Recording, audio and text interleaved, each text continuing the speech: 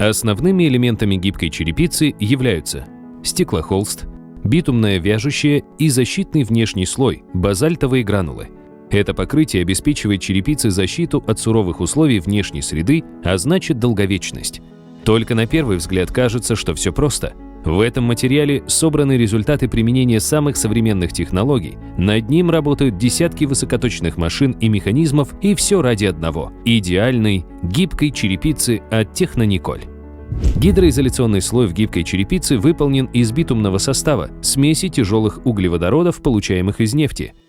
Природные битумы – полезные ископаемые органического происхождения, имеющие углеводородную основу. Это, по сути, производные нефти. Добывают такие битумы в карьерах или шахтным способом. Искусственные или технические битумы – это продукты переработки нефти, каменного угля и сланцев. По составу они близки с природными битумами, но имеют более стабильные показатели. Температура размягчения исходного битума примерно 40 градусов. Это слишком мало, учитывая, что на крыше в солнечную погоду температура может достигать 90 градусов Цельсия и выше. Повысить теплостойкость битума можно, если его дополнительно обогатить кислородом.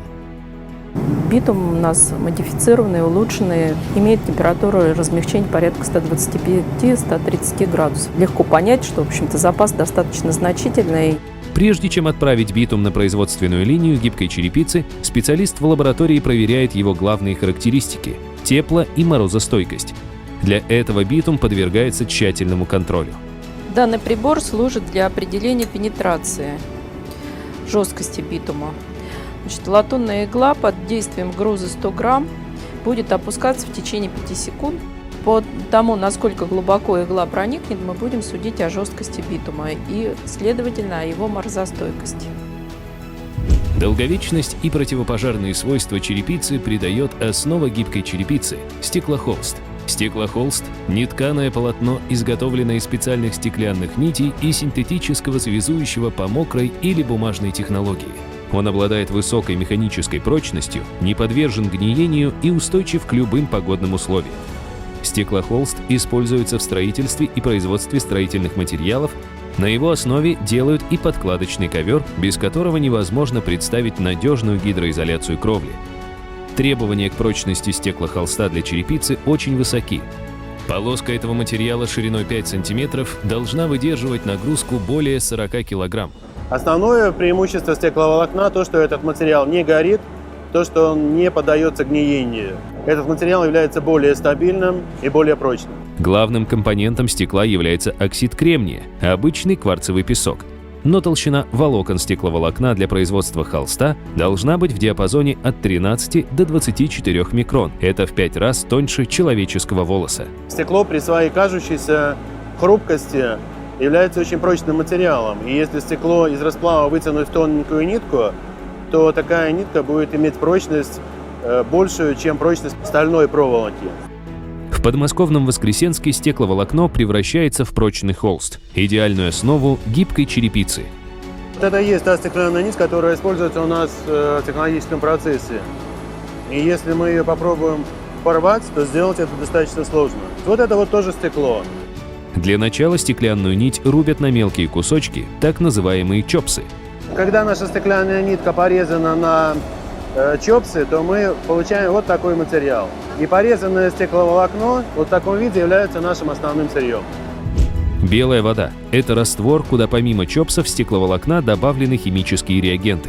Загуститель для регулирования ее вязкости, диспергатор, не позволяющий волокнам слипаться в комочки, и пеногаситель для предотвращения пенообразования.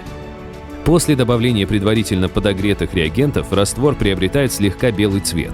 Поэтому название «белая вода» буквально обозначает цвет технологического раствора. Белая вода из вот этих емкостей большим насосом через распределитель подается в напорный ящик. Основная часть напорного ящика – это непрерывная движущаяся сетка, через отверстие которой технологическая вода уходит, а стекловолокно, хаотично распределенное, но пока еще не скрепленное между собой, остается на сетке. Теперь получившееся волокно необходимо пропитать специальным связующим составом, который представляет собой смесь смолы, полимерной дисперсии и умягченной воды. Пропитанный стеклохолст снимается с сетки связующего и передается в сушилку. Сушилка состоит из 16 секций, в каждой из которых выдерживается своя температура и воздушный поток. Во время сушки холст в сушилке перемещается непрерывной металлической сеткой из жаропрочной стали.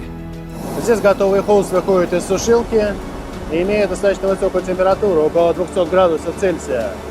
Материал проходит через натяжные валы, проходит систему контроля качества, проверяется поверхностная плотность материала, проверяется влажность материала, оптические сканеры проверяют качество поверхности с точки зрения дефекта формования, и материал наматывается в готовые рулоны.